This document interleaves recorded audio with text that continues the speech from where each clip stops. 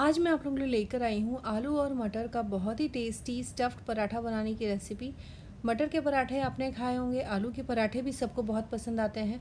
दोनों को मिलाकर बनाइए, पराठा बहुत ही टेस्टी बनेगा। तो चलिए इसे बनाते हैं। कढ़ाई में ले लिया है 3 से 4 बड़े चम्मच तेल, 1 छोटा चम्मच जीरा डाल दिया है, थोड़ा सा हींग डाल दूँगी और फिर इसमें डाल देना है 7 से 8 हरी मिर्च और 10 से 12 कड़ी पत्ते। इनको थोड़ा सा भून लें, अच्छे से ये भुन जाए। उसके बाद इसमें मैं डाल दूँगी 10 से 12 लहसुन की कलियां छोटे टुकड़ों में काटकर, जो कि करीब 2 से 3 टेबलस्पून है।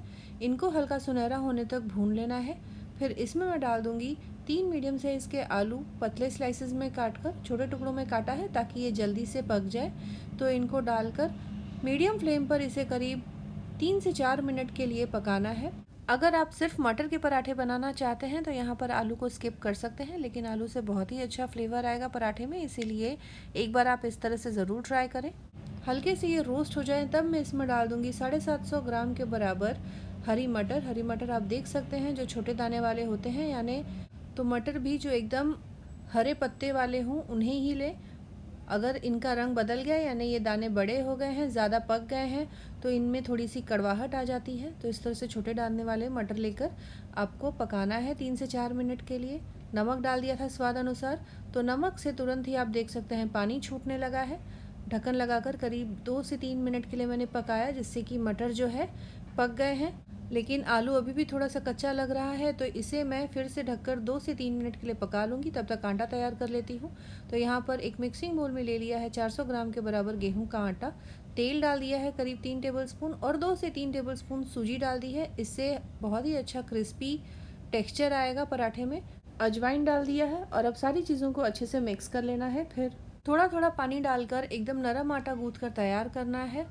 जितना ज़्यादा नरम होगा आटा, जितना ज़्यादा लचीलापन आएगा आटे में, उतना ही फ्लफ़ी और फूले फूले पराठे बनेंगे, बिल्कुल भी ये नहीं फटेंगे। तो यहाँ पर थोड़ा थोड़ा करके पानी डालना है, नरम आटा गूँथ कर तैयार कर लें और फिर इसे ढक कर करीब 10 मिनट के लिए रेस्ट होने के लिए छोड़ दूँगी। ध्यान रखें कि सूजी इसमें डाला है तो थोड़ा सा सूजी पानी एब्जॉर्ब करेगा, तो उस हिसाब से ही नरम आटा गूँथ कर तैयार करें। तो यहाँ पर ये देखिए आटा तैयार हो गया है। चलिए अब हम स्टफिंग देख लेते हैं। यहाँ पर आलू और मटर दोनों अच्छी तरीके से पक चुके हैं। तो पानी भी आप देख सकते हैं कि जितना भी मॉइस्चर रिलीज़ हुआ था वो निकल गया है। अब यहाँ पर मैं डाल दूँगी कश्मीरी लाल मिर्च पाउडर, गरम मसाला, हल्दी पाउडर, चाट मसाला। फिर इन सारी चीज़ों को अच्छी तरीके से मिक्स करके 2 मिनट के लिए पका लूँगी। आँच को मैंने एकदम लो फ्लेम पे रखा हुआ है ताकि ये मसाले जो हैं वो जले नहीं। आलू भी आप देख सकते हैं कि पक चुके हैं। तो अब यहाँ पर मैं डाल दूँगी धनिया पत्ता। धनिया पत्ता यहाँ पर मैंने डाल दिया करीब 1 कप के बराबर। इससे बहुत ही अच्छा फ्लेवर आएगा। इसे भी डालकर अच्छे से भून लें। फिर इस स्टफिंग को ठंडा हो जाने के लिए छोड़ दें। इसके बाद इसे ब्लेंडर में डालकर पीस लेना है। बहुत ज़्यादा बारीक पेस्ट नहीं करना है, लेकिन ध्यान रखें कि बहुत ज़्यादा बड़े टुकड़े भी ना हों। तो यहाँ पर इसे मैं ढककर करीब 1 से 1.5 मिनट के लिए और पका लूँगी।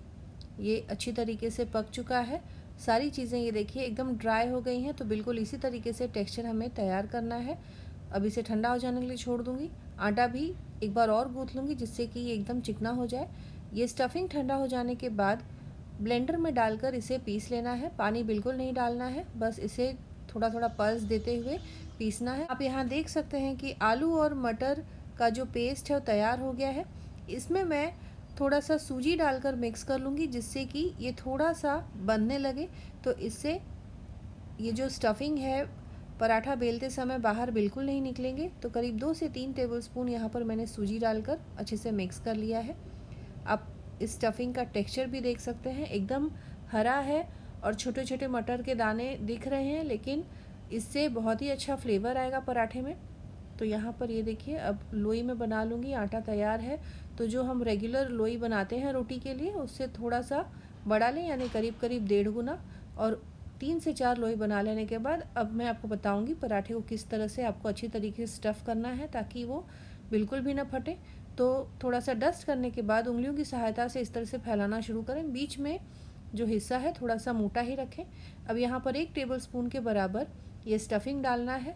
काफ़ी ज़्यादा ढीला स्टफिंग होता है ये, क्योंकि यहाँ पर आलूओं को हमने उबाला नहीं है, भूनकर हम स्टफिंग बना रहे हैं। तो इससे काफ़ी ज़्यादा नमी होती है, इसीलिए सूजी डाला जाता है जिससे कि ये बनने लगे। तो यहाँ पर स्टफिंग को अच्छी तरीके से भर के किनारों से आटे को बीच में लाकर सील कर लिया। अब उंगलियों की सहायता से ही इसे दबाकर फैलाना है। तुरंत ही अगर आप बेलेंगे तो स्टफिंग जो है फिसल कर एक तरफ से बाहर आ सकती है, लेकिन अगर आप इसे उंगलियों की सहायता से आप फैला लेंगे तो बाद में बेलन से आप एकदम हल्के हाथों से बेलकर पतला कर लें। तो ये देखिए यहाँ पर बहुत ही सिंपल ट्रिक है इस तरीके से स्टफ़्ड पराठा बनाना। तो यहाँ पर मैंने स्टफिंग को इसमें डाल दिया और फिर इसके बाद इसे एकदम हल्के हाथों से किनारों से आटे को लाना है बीच में और फिर सील करके अब बंद कर लें और फिर वापस डस्ट करके इसे उंगलियों की सहायता से ही फैला लें। तो इससे काफ़ी आसान हो जाता है इनको बेलना।